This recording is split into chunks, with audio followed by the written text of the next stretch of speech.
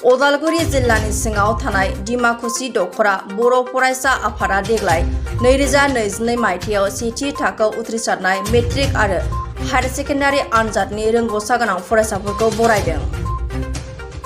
Dimakuchi Shekhar Sankardev mission higher सेकेन्डारिनि अडिट'रियाम हलाव खुंनाय बराय मेलाव बाहागो लाना सरन नार्जारिया फरायसाफोरखौ खम नाम्बार मोनोब्लाबो गोब्राब नाजानायनि गेजेरजों गावनि देरहासारनायखौ मोननो हायो। बेखायनो खम नाम्बार मोनोब्लाबो सासे सुबुं धोन जानो हायो होनना बुंदेरबावो। दिनैनि बे गेवलां मेलखौ सामलायो डिमाकुसि दखरा एबसुनि आफादगिरि मनज बसुमतारिया। जुरिजेनो दखरा एबसुनि गाहाय नेहाथारि बिरफुं बसुमतारिया। दिनै बे बरायनाय हाबाफारियाव नुजाफैनानै जोबोद गोजोननाय मोन्दों आं। दिनै डिमाकुसि आन्चलिक बर' दुलाराय बर' फरायसा आफादा दिनैनि हाबाफारिखौ खुंदों। बाव बिथांमोना आंखौ गाहाय आलासि हिसाबै लेंहरदों आरो बे हाबाफारियाव मेट्रिक फार्स्ट डिभिजन जानाय आरो हायार सेकेन्डारि फार्स्ट डिभिजन जानाय फरायसा फरायसुलिफोरखौ लेंहरनाय जादों। दा बाव पार्टिसिपेट लानानै आं मोजाङानो मोन्दों बिरादनो। बिथांमोननि थाखाय मा खालामदों? उइसआ जाहैबाय आजिखालि माने फरायसा फरायसुलिफ्रा लाइफआव माबा मोनसे एचिभ खालामनो थाखाय खस्थ' खालामनांगोन, हार्डवार्क खालामनांगोन, केरियारफोरखौ मोजां चुज खालामनो रोंनांगोन आरो थांखिया थिग थानांगोन।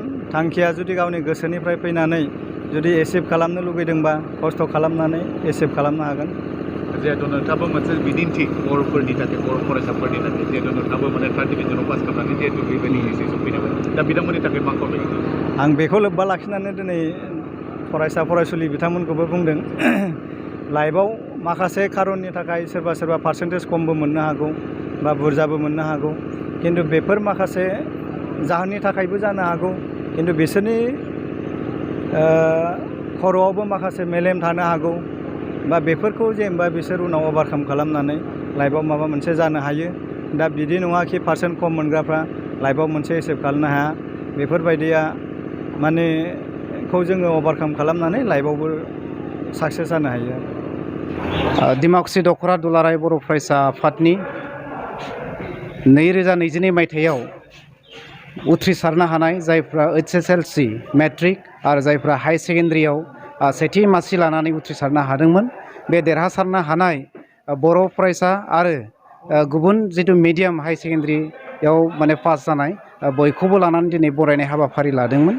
आरो बे बरायनाय हाबाफारियाव जों गाहाय आलासि हिसाबै लिंहरदोंमोन जोंनिनो सासे उथ्रिसारनो हानाय बा देरहासार जानो हानाय ACS सुबुं फुंखा सरन नार्जारि सार, बिथांखौ जोङो गाहाय आलासि हिसाबै लिंहरदोंमोन। आरो बे हाबाफारियावनो उदालगुरि जिल्ला दुलाराय बर' फरायसा आफादनि मानगोनां आफादगिरि लहित चन्द्र बर'जों लोगोसे गुबुन बिबानगिरिफ्रा बाहागो लाफैदोंमोन। आरो लोगोसे जोंनि ओनसोलनि मेलेमजिबि बिथांमोनाबो बे हाबाफारियाव बाहागो लाफैदोंमोन। आरो लोगोसे खाथि खालानि गोबां फरायसुला फरायसुलिफोर जायफ्रा थार्ड डिभिजनाव उथ्रिसारनो हादों, सेकेन्ड डिभिजनाव उथ्रिसारनो हादों, बिथांमोन बयबो बे हाबाफारियाव बाहागो लाफैदोंमोन। दा दिनैनि हाबाफारियाव जोङो गासै जोंहा मेट्रिकआव देग्लाय 35 सा फार्स्ट डिभिजन बर' मिडियामनिफ्राय, अनलि बर' मिडियामनिफ्राय 35 सा फरायसुला फरायसुलिफ्रा उथ्रिसारनो हादोंमोन। आरो बिथांमोननि गेजेराव जोङो टप 10 हिसाबै 10 माने फरायसुला फरायसुलिनो जोङो फेलिसाइटेसनखौ होनाय जादों, बा जोंनि साइटेसनखौ आरो लोगोसे आर'नाइ आरो लोगोसे जोंनि जिथु आन्चलिकनि जोंहा सभिनिर दङ आरो माउथ पिस दङ, जों बिथांमोननो बे आखायाव गथायनाय जादों। लोगोसे जायफ्रा माने सेथि थाखोआव उथ्रिसारनो हादों, टप 10आव गोग्लैयाखै, बिथांमोनखौ जोङो आर'नाइ फालिजों लोगोसे जों बिथांमोननो मान बावनायखौ खालामनाय जादों।